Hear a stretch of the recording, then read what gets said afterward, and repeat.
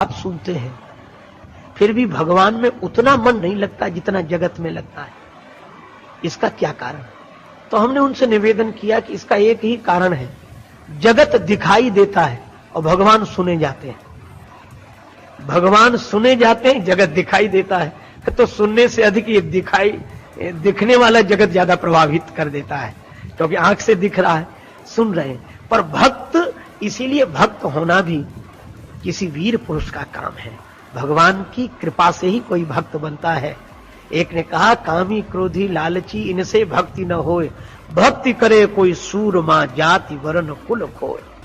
भक्त तो भगवान की कृपा से कोई भक्त बनता है।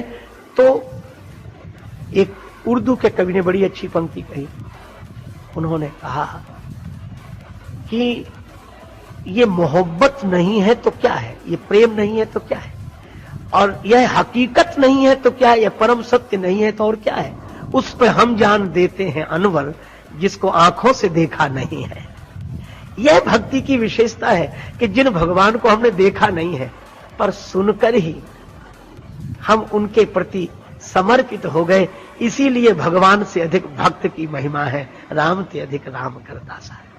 अच्छा, और भगवान जब भी आते हैं तो आप जानते हैं वे गरुड़ पर बैठकर आते हैं। और गरुड़ जी के बारे में हम लोगों ने सुना है कि उनके पंखों से वेद मंत्र निकलते रहते हैं, वेद ऋचाएं निकलती रहती हैं।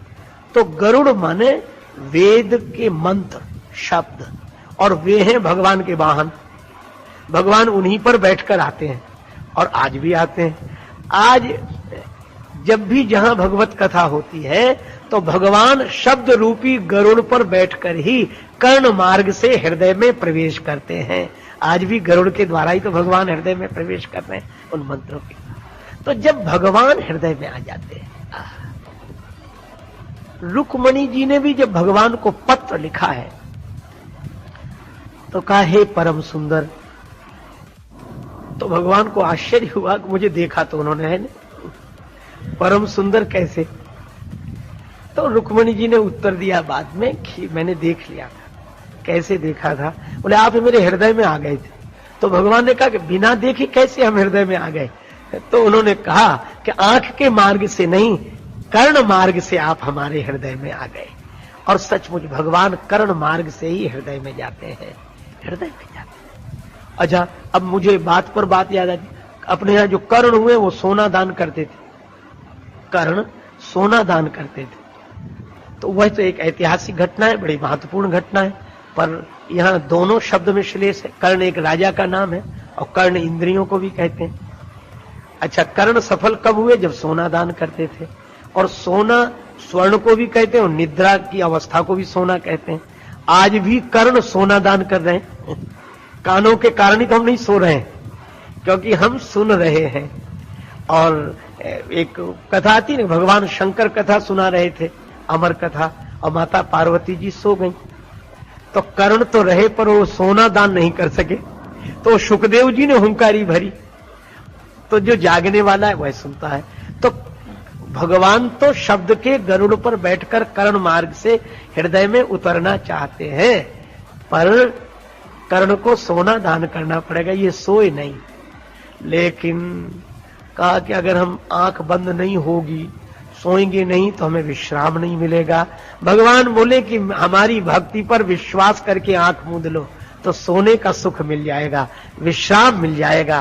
काहू के बल भजन है, काहू के आचार, व्यास भरोसे कुंवर के सोवत पांव पसार। यह जो है, व्यास भरोसे कुंवर के सोवत पांव पसार, भगवान के भरोसे सोना। इसी को तुलसीदास जी ने कहा, सोवे सुख तुलसी भरोसे एक राम के। तो कहा यह जो भागवत धर्म है, इसका पालन करना चाहिए। अब कहा कि इसका उपाय क्या है? बड़ी अच्छी बात है कि यह तो ठीक है कि हम भगवान की भक्ति के मार्ग पर निश्चिंत होकर चले, पर यह भक्ति हमारे जीवन में प्रतिष्ठित रहे, इसका क्या उपाय है? तो बड़ा सरल उपाय बताया। दो उपाय बताए हैं और उन दोनों की मैं चर्चा करूंगा। इसमें कहा गया कायेन मनसा कायेन वाचा मनसा इंद्रियैर्वा बुद्ध्यात्मना वानुसृत स्वभावात्। काया से, काया माने शरीर से, वाचा माने वाणी से, और मन से इंद्रियों से। और आगे कहा गया वानुसृत स्वभावात्, बुद्ध्यात्मना आत्मबुद्धि से, और अनुसृत जो हमारा स्वभाव चला रहा है कई जन्मों के देन के कारण जो स्वभाव है। मैं कहता हूं ऐसा अद्भुत स्वातंत्र कहीं नहीं है, ऐसी सुविधा कहीं नहीं है, इसीलिए भक्ति सकल सुखाने। उसमें कहा जा रहा है कि काया से, कायेन वाचा मनसा इंद्रियैर्वा, और आगे कहा बुद्ध्यात्मना वानुसृत स्वभावात् करोति यत् यत् सकलम परस्मै। तब क्या करे? का नारायणायेति समर्पयेत तत्। यह कवि महाराज का उपदेश है। इसमें कहा गया कि शरीर से, वचन से, मन से, इंद्रियों से, अपनी बुद्धि से और अपने स्वभाव के अनुसार करोत यत यत, जो करो। अब यह अद्भुत बात है। धर्म कभी यह इजाजत नहीं देगा, धर्म कभी यह आदेश नहीं देगा कि जो तुम करो वही धर्म है। ज्ञान कभी नहीं कहेगा कि जो तुम करो वही ठीक है। योग कभी नहीं कहेगा कि जो विधि तुम करो तो ठीक है। यह भक्ति कह सकती है। इसीलिए कवि महाराज कहते हैं कि यही भागवत धर्म की विशेषता है कि शरीर से, वचन से, मन से, इंद्रियों से, बुद्धि से और अपने स्वभाव से आप जो जो कर्म करते हैं वह भक्ति कैसे होगी? बोले बस एक काम कर लो। क्या? नारायणेति समर्पयेत तत्। वह सब भगवान को अर्पण कर दो, बस इसी का नाम भक्ति है। यही भागवत धर्म है। अब भगवान को सौंपें कैसे, समर्पण कैसे करें? अब यह भी बात है। देखो, अपने स्वभाव से जो कर्म करें तो स्वभाव तो अच्छा नहीं है, तो क्या भगवान को सौंपने लायक है? अच्छा, यही बात गीता में भी कही गई। भगवान श्री कृष्ण ने अर्जुन से यही कहा, यत करोसि। यत करोसि माने जो करो, यदश्नासि जो खाओ, यद जुहोसि ददासि यत जो हवन करो और जो दान दो, यत तपस्यसि कौन्ते जो तप करो, तत्कुरुस्व मद अर्पणम, वह सब मुझे अर्पण कर दो। तो अर्पण कैसे करें? देखो, अर्पण करने का एक ही उपाय है। क्या? कि काया के माध्यम से, वचन के माध्यम से, मन के माध्यम से, इंद्रियों के माध्यम से और बुद्धि और स्वभाव के अनुसार जो कुछ हो रहा है उसे यह मान ले कि इसके मूल में भगवान ही प्रेरक है, भगवान की प्रेरणा से हो रहा है। हे भगवान, आप ही सब कुछ करा रहे हैं। बस यह विचार आते ही भगवान के प्रति यह कर्म समर्पित हो जाएगा, क्योंकि आप करा रहे हैं। ना हम करता, हरि ही करता, हरि ही करता केवलम। हे प्रभु, यह आपकी प्रेरणा से हो रहा है और इसका फल भी आपको ही समर्पित है। यह है भगवान के प्रति समर्पण। और इसीलिए श्रीमद् भागवत के अन्य प्रसंग में ध्रुव जी ने भी जो स्तुति की है भगवान की, योऽन्तः प्रविश्य मम वाच मिमां प्रसुप्तां संजीवयत् अखिल शक्ति धरा स्वधामना अन्याश्च हस्त चरण श्रवणत्वगादीन प्राणान नमो भगवते पुरुषाय तुभ्यम। उसमें कहा गया, ध्रुव जी कहते हैं कि हे भगवान, मैं आपको प्रणाम करता हूं और आपका स्वरूप कैसा है?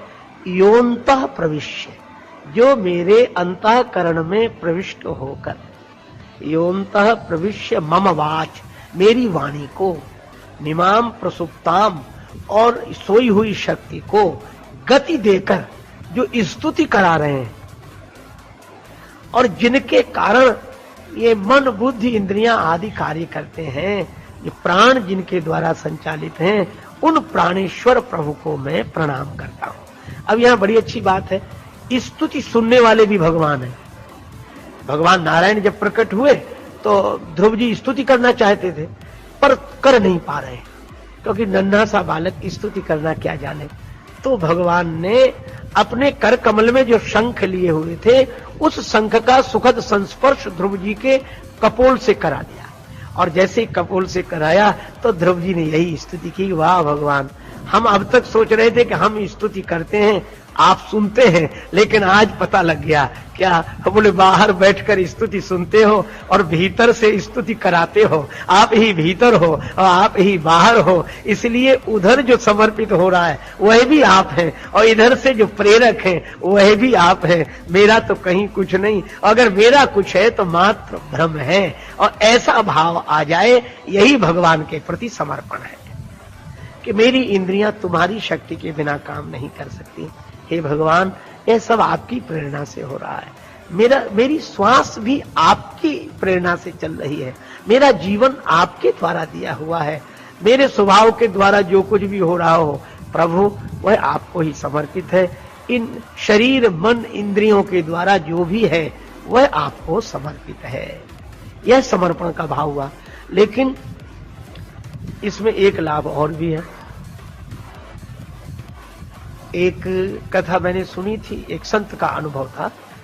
उनके पास एक शिष्य आया, बोले महाराज मैं आपके द्वारा दीक्षा लूंगा और आपका शिष्य बनूंगा, बाकी सब बात मानूंगा, पर मैं शराब पीता हूं, वह नहीं छोड़ सकता। इस शर्त पर दीक्षा देनी हो तो दो। अच्छा, महात्मा भी कितने दयालु होते हैं। संत कहते कि अच्छा ये कोई बात हुई, पहले शराब छोड़कर आप तब दूंगा दीक्षा। पर महात्मा बोले अच्छा आप दे दें, कोई बात नहीं, मत छोड़ना। उसको लगा कि ये गुरुजी बढ़िया मिले, कुछ छुड़ाते ही नहीं है, तो दीक्षा। महात्मा बोले बस हमारी एक बात मान लेना। बोले सब मानेंगे, एक क्या? शराब नहीं। बोले एक काम करना। क्या? बोले जब शराब पिया करो तो हमें याद कर लिया करो, बस और कुछ पियो, खूब डट के पियो। उसको लगा कि ये तो साधारण सी बात है, लेकिन वो साधारण नहीं थी बात। गुरुजी का संकल्प था, संत तो सुधारने का उपाय बता। अब वो शाम को उसकी आदत थी, तो जैसे ही शराब पीने बैठा, याद आ गई गुरुजी ने कहा था हमें याद कर दे। अब जो गुरुजी का ध्यान किया तो उसे प्याले में इधर उधर वो गुरुजी का दिव्य स्वरूप दिखाई दे, उनकी बड़ी बड़ी आंखें दिखाई दे, मधुर मुस्कान दिखाई दे, और उसे ऐसे लगे जैसे गुरुजी वहीं खड़े कह रहे हो, क्यों शुरू कर दिया, पियो पियो, कोई बात नहीं, पियो। उसको इतनी शर्म लगी, इतनी गिलानी हुई कि पी नहीं सका। 8 दिन बाद आ गया, बोले महाराज वो तो छूट गई। गुरुजी बोले हमने तो कहा नहीं था कि छोड़ो। बोले कहा तो नहीं था, पर आपकी याद करने से ही छूट गई। मैं भी आपसे यही कह रहा हूं कि यद्यपि यह कहा गया कि आप अपने स्वभाव के द्वारा, मन इंद्रियों के द्वारा, वाणी और काया के द्वारा जो करें वह भगवान को अर्पण कर दें, लेकिन इसमें समर्पण के भाव से अगर करेंगे कि भगवान आपकी प्रेरणा से हो रहा है और आपके प्रति मैं यह समर्पण कर रहा हूं, जैसे ही आप भगवान का चिंतन करेंगे, कोई भी कार्य हो और तुरंत सोच लें कि भगवान की प्रेरणा से हो रहा है, भगवान का स्मरण होते ही कर्म अपने से पवित्र हो जाएगा। पवित्र कर्म करने की जरूरत नहीं, अपने से कर्म पवित्र होने लगेंगे। अच्छा, इसको एक उदाहरण से और स्पष्ट किया जा सकता है। यही भक्ति भागवत धर्म की विशेषता है जो इन योगीश्वरों ने कृपा करके निमि महाराज के बहाने हम सब लोगों को समझाई, उपदेश दिया। देखो, जैसे किसी आदमी से बेहोशी का अभिनय कराना है ना, और उससे कहें कि देखो तुम ऐसे झूमकर चलना जैसे शराबी चलते, और ऐसे बोलना जैसे शराबी बोलते, और बार बार ऐसे गिरना, और ऐसे, तो कई बातें सिखानी पड़ेंगी कि आंख कैसी करना, बोलना कैसे, झूमना कैसे, गिरना कैसे, और कई बातें सिखानी पड़ेंगी। और हम कहते हैं कि इतनी बातें सिखाने की जरूरत ही नहीं, थोड़ी पिला दो। अगर उसे ये बातें सिखाने की जगह थोड़ी सी शराब पिला ही दी जाए तो फिर उसे और कुछ नहीं सिखाना पड़ेगा। शराब भीतर जाते ही कोई होश का काम कर ही नहीं सकेगा, वो वैसे ही झूमने लगेगा, वैसे ही बोलने लगेगा, वैसे ही गिरने लगेगा।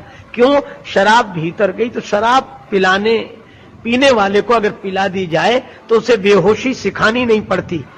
यही यहां कहा गया। जैसे रामचरितमानस में जहां ही स्नेह सुरा सब छाके, भगवान की भक्ति भी मदिरा है। इसीलिए शराब भीतर जाते ही आदमी होश का काम नहीं कर सकता। ठीक इसी तरह भक्त को उपदेश देने की जरूरत नहीं कि तुम अच्छा काम करना, गलत नहीं करना, ऐसे चलना वैसे चलना, उसे धर्म सिखाने की जरूरत ही नहीं। थोड़ी भगवान की भक्ति की मदिरा पिला दो। शराब भीतर जाती है तो आदमी होश का काम नहीं कर सकता, और भगवान की भक्ति की मदिरा भीतर जाएगी तो आदमी बेहोशी का काम नहीं कर सकता, गलत काम नहीं कर सकता। इसलिए एकमात्र भक्ति ही सर्वोत्तम है। और इसीलिए भक्तों के लिए कोई नियम नहीं। कोई नियम का अर्थ यह नहीं कि भक्त स्वच्छंद हो गया। कोई नियम का अर्थ यह नहीं है कि भगवान का भक्त वही है जो कुछ भी करे तो भी भक्त है, कुछ भी करे तो भी भक्त है। देखो गीता में एक और अद्भुत बात कही, अपचेत सुदुराचारो भजते माम अनन्य भाग साधुरेव समंतव्या। अब ये बड़ी अटपटी बातें हैं जो समझ में नहीं आती। भगवान ने कहा अपचेत सुदुराचारो, कितना भी दुराचारी हो, कितना भी और दुराचारी में भी एक विशेषण लगा दिया, सुदुराचारी। अब सुदुराचारी माने उस जैसा अभ्यस्त कोई दुराचारी दूसरा ना हो, सुनियम पूर्वक दुराचार करने वाला हो। भगवान बोले अगर वह मेरा भजन करता है तो उसे साधु समझना। लो अब इसको कहीं भगवत विरोधी या उस तरह के लोग सुने तो उनको तो यह शस्त्र मिल जाएंगे, वाह यही गीता में कहा गया। लेकिन भगवान की वाणी बहुत महत्वपूर्ण है। भगवान की वाणी भगवान की कृपा से ही समझ में आती है, और भगवान की कृपा संत के मिलन के रूप में, बिनु हरि कृपा मिल ही नहीं सकता। यहां भगवान यह कह रहे हैं कि कितने ही दुराचारी हो, अगर मेरा भजन करे तो उसे साधु मानना। कहा क्यों? बोले मानना ही पड़ेगा, हो ही जाएगा साधु। कैसे? बोले ये दुराचार कब छूट जाएगा? बोले उसे सिखाना नहीं पड़ेगा कि दुराचार छोड़ो, वह तो हमारी भक्ति की मदिरा पिएगा, भक्ति के नशे में जाएगा तो अपने आप अच्छा काम करने लगेगा, वह साधु हो ही जाएगा। इसीलिए श्री बिंदु जी महाराज ने लिखा है कि हमारी तो मस्ती का कारण ही यही है। क्या मिला है मुझको किस्मत से ख्याले रिंद मस्ताना, पिया करता हूं हरदम श्याम की उल्फत का पैमाना। श्री कृष्ण के प्रेम का नशा करता हूं मैं। मिला है मुझको किस्मत से ख्याले रिंद मस्ताना, पिया करता हूं हरदम श्याम की उल्फत का पैमाना। और मजा है बेखुदी का ये कि मैं दुनिया में हूं लेकिन न जाना मैंने दुनिया को, न दुनिया ने मुझे जाना। न जाना मैंने दुनिया को, न दुनिया ने मुझे जाना। आहा, और हमें तो अपने यार के दीदार से मतलब, मेरा कन्हैया, मेरा मोहन, मेरा कृष्ण सर्वत्र है। मुझे तो अपने यार के दीदार से मतलब, चाहे मंदिर या मस्जिद हो, चाहे काबा या बुतखाना। और आगे कैसी अनोखी बात कही, हमेशा बस यही रिश्ता चाहता हूं प्यारे मोहन से। हमेशा बस यही रिश्ता चाहता हूं प्यारे मोहन से, मैं उनको दिल रुबा समझूं, वो समझे मुझको दीवाना। और नहीं है बिंदु आंखों के मोम, दिल मोती के दाने हैं, विरह की आग में पड़कर पिघल जाता है हर दाना। यह भक्ति का मार्ग, यह प्रेम का मार्ग, यह जो मैकदा है, यहां भक्ति की मदिरा पिलाई जाती है। हस्ती है मैकदे में, मस्ती है मैकदे में, और दीवानों की तो पूरी बस्ती है मैकदे में। और इस मैकदे में आके कोई होश में रह ले, जगत का होश नहीं रहता। क्यों? इस मैकदे में आके कोई होश में रह ले, खुद होश की भी कुछ नहीं हस्ती है मैकदे में। और दुनिया में नहीं मिलती, मिलती तो बड़ी महंगी, मस्ती वही है लेकिन सस्ती है मैकदे में।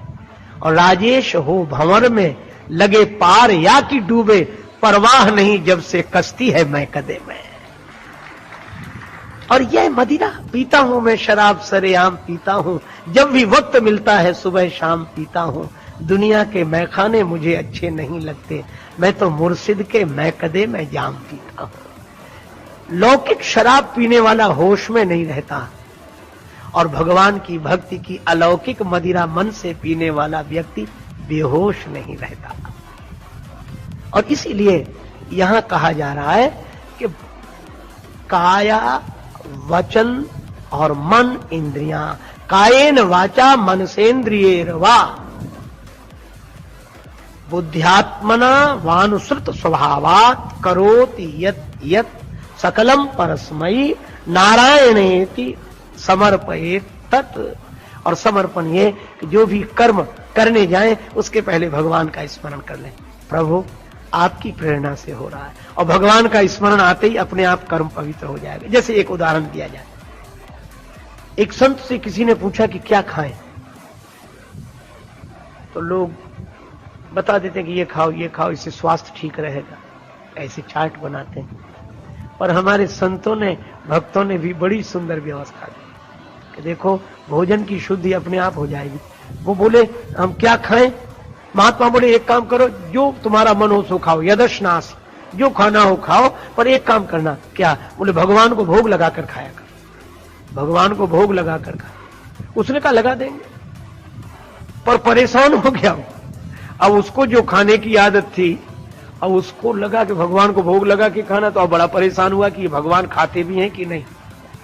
तो भगवान को ऐसी वैसी चीज तो दी नहीं जा सकती। तो भगवान से जुड़ते ही जैसे भोजन अपने से पवित्र हो गया, इसी तरह भगवान से जुड़ते ही कर्म पवित्र हो जाता है, भगवान से जुड़ते ही जीवन पवित्र हो जाता है। तो यहां कहा गया कि जो कुछ भी करें उसे भगवान से जोड़कर करें। नारायणेति, भगवान नारायण के प्रति समर्पयेत् तत्, वह समर्पित कर दें। अच्छा, लेकिन एक बात है, क्या आगे भी बड़ी सुंदर बात कही गई कि अब भगवान को ऐसे हर कर्म करते समय स्मरण रखें तो कैसे होगा? तो उन्होंने कहा एक सरल उपाय है। क्या? शृण्वन् सुभद्राणि रथांग पाणे जन्मानि कर्माणि यानि चलोके। आहा, कितना बढ़िया संकेत। शृण्वन् सुभद्राणि रथांग पाणे। शृण्वन् सुभद्राणि, सुभद्राणि माने सुंदर, चर्चा सुने। शृण्वन् किसकी? रथांग पाणे, रथ का अंग जिनके हाथ में है। रथांग पाणे, पाणे माने हाथ, रथांग माने रथ का अंग, और रथ के अनेक अंगों में एक अंग है चक्र। तो चक्र के धारण करने वाले भगवान के गुणों का श्रवण करें। शृण्वन् सुभद्राणि रथांग पाणे। अब चक्र की जब बात आती है तो भी यही, चक्र के धारण हार, सूरदास जी ने लिखा, चक्र के धारण हार गरुड़न के असवार नंद के कुमार मेरो संकट निवार। चक्र के धारण हार, सवेरे सवेरे कोई कहे चक्र के धारण हार, गरुड़न के असवार नंद के कुमार मेरो संकट निवार। चक्र सुदर्शन धारी, भगवान चक्र सुदर्शन धारी है, एक बात। और दूसरी बात और कह के चर्चा को विराम। यह जो चक्र है, संसार का चक्र, आवागमन का चक्र है, इसको भी धारण करने वाले भगवान ही है, उन्हीं के हाथ में है। तो ये चक्र से तो हम तब बचें जब चक्र का चलना रुके। पुनरपि जन्मम पुनरपि मरणम पुनरपि जननी जठरे शयनम, यह जो चक्र है यह भी भगवान के हाथ में है। इसलिए उन भगवान के गुणों को सुने। चक्र जिनके हाथ में है तो वे ही हमें इस आवागमन के चक्र से, सुख दुख के चक्र से द्वंद्व के चक्र से मुक्त करेंगे। यह जब भगवान के गुणों को सदा सुनेंगे, उनके जन्म कर्म की लीलाओं को गाएंगे, तो भगवान का स्मरण सतत रहेगा। तो जब भगवान का स्मरण सतत रहेगा तो प्रत्येक कर्म उनसे जुड़ा हुआ रहेगा, उनके प्रति समर्पित होगा। यह 9 योगीश्वरों में पहले योगीश्वर महाराज कवि ने यह बात कही।